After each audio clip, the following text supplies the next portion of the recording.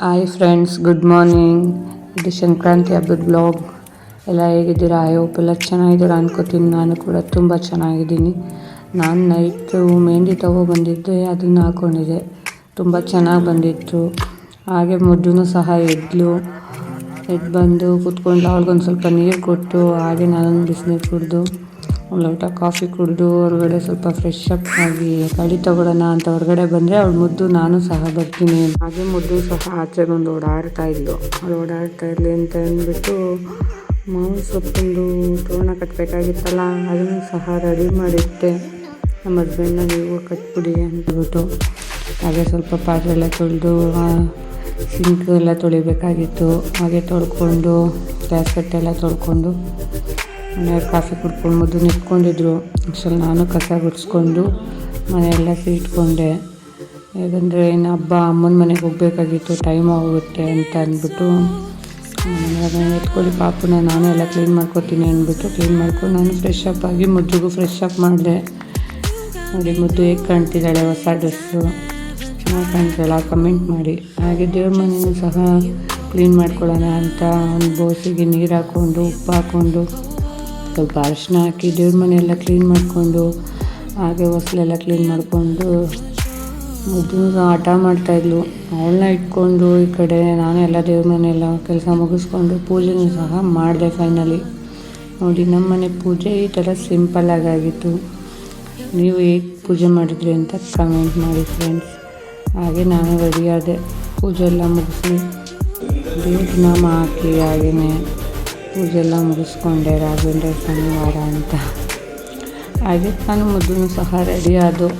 ಅರ್ಶಿನ ರೆಡಿ ಆದ, husband ready ಆದರು. ಯಾಕೆ ಅಂದರೆ ಇವಾಗ ನಾವು ಅಮ್ಮನ ಮನೆಗೆ ಹೋಗ್ತಾ ಇದ್ದೀವಿ ಹಬ್ಬ ಮಾಡೋಕ್ಕೆ. ಟಿಫನ್ ನಮ್ಮ ಮನೇಲಿ ಮಾಡಿರಲಿಲ್ಲ. ಅಮ್ಮನ ಮನೆಯಲ್ಲಿ ಕಿಚಡಿ ಮತ್ತು ಚಟ್ನಿ ಮಾಡಿದರು.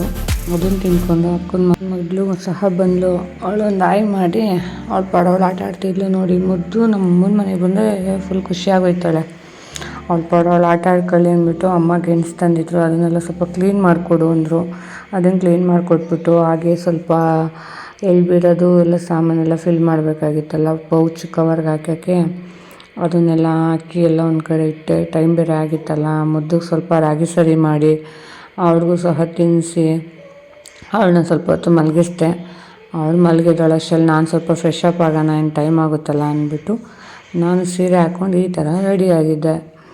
ಹಾಗೆ ಪೂಜೆ ಮಾಡಬೇಕಾಗಿತ್ತಲ್ಲ ಮನೇಲಿ ಹೆಣ್ಮಕ್ಳು ಇರೋರಿಗೆ, 10 ವರ್ಷದೊಳಗಡೆ ಇರೋ ಮಕ್ಕಳಿಗೆಲ್ಲ ಪೂಜೆ ಮಾಡಬೇಕು ಅಂತೆಲ್ಲ ಹೇಳಿದ್ರಲ್ಲ ಅಂತ ನಾನು ಸಹ ನನ್ನ ಮಕ್ಕಳಿಗೆಲ್ಲ ಪೂಜೆ ಮಾಡಿ ಹಾಗೆ ಹೇಳ್ಬಿಡ್ಸೋಣ ಅಂದ್ಬಿಟ್ಟು ನಮ್ಮ ಮನೆ ರೋಡಲ್ಲಿರೋ ಮನೆಗಳಿಗೆಲ್ಲ ಹೋಗಿ ಅಣ್ಣನ ಮಗಳು, ಅಕ್ಕನ ಮಗಳು, ನನ್ನ ಮಗಳನ್ನ ಎಲ್ಲರನ್ನೂ ಕರ್ಕೊಂಡೋಗಿ ಹೇಳ್ಬಿಡಿಸ್ಕೊಂಡು ಬಂದೆ. ಹಾಗೆ ನೋಡಿ ಬಸ್ಸಪ್ಪನ್ನೆಲ್ಲ ಕಿಚಾಯಿಸ್ಕೊಂಡು ಹಸುಗಳನ್ನೆಲ್ಲ ಬಂದರು. ನಮ್ಮೂರಲ್ಲಿ ಈ ಥರ ಮಾಡಿದ್ರು ಹಬ್ಬನ. ತುಂಬ ಚೆನ್ನಾಗಾಯಿತು ಈ ಸಲ ಹಬ್ಬ. ಹಾಗೆ ಅಡುಗೆ ಏನು ಮಾಡಿದರು ಮನೇಲಿ ಅಂದರೆ ಅನ್ನ ಸಾಂಬಾರು ಮತ್ತು ಕಾಳುಗೊಜ್ಜು, ಗೆಣಸು ಹಾಕಿ ಗೊಜ್ಜು ಮಾಡಿ, ಹಾಲು ಮಾಡಿ ವಡೆ ಮಾಡಿದರು. ಮನೇಲೆಲ್ಲರಿಗೂ ಊಟ ಕೊಟ್ಬಿಟ್ಟು ಹಾಗೆ ನಾನು ಸಹ ಮುದ್ದಕ್ಕೆ ಊಟ ಮಾಡಿಸೋಣ ಅಂತ ಹೊರಗಡೆ ಕರ್ಕೊಬಂದೆ. ಅವಳಿಗೆ ಊಟ ಮಾಡಿಸಿ ಅವಳು ಸ್ವಲ್ಪ ಹೊತ್ತು ಆಟ ಆಡ್ತಾಯಿರಲಿ ಅನ್ನೋಷ್ಟರಲ್ಲಿ ನಾನು ಸ್ವಲ್ಪ ಊಟ ಮುಗಿಸ್ಕೊಂಡೆ. ಹಾಗೆ ಅವಳನ್ನೂ ಸಹ ಮಲಗಿಸ್ದೆ ಗೈಸ್. ಓಕೆ, ಸಹ ಮಲ್ಕೊಂಡ್ಳು. ಓಕೆ ಗೈಸ್, ನೆಕ್ಸ್ಟ್ ವೀಡಿಯೋದಲ್ಲಿ ಸಿಗ್ತೀನಿ. 2 ಫೋಟೋ ಹಾಕಿದ್ದೀನಿ, ನೋಡ್ಕೊಳ್ಳಿ. ನೋಡಿ ಯಾವುದು ಅಂದರೆ ಮಕ್ಕಳು ಪೂಜೆ ಮಾಡಿದ್ನಲ್ಲ ಅದು.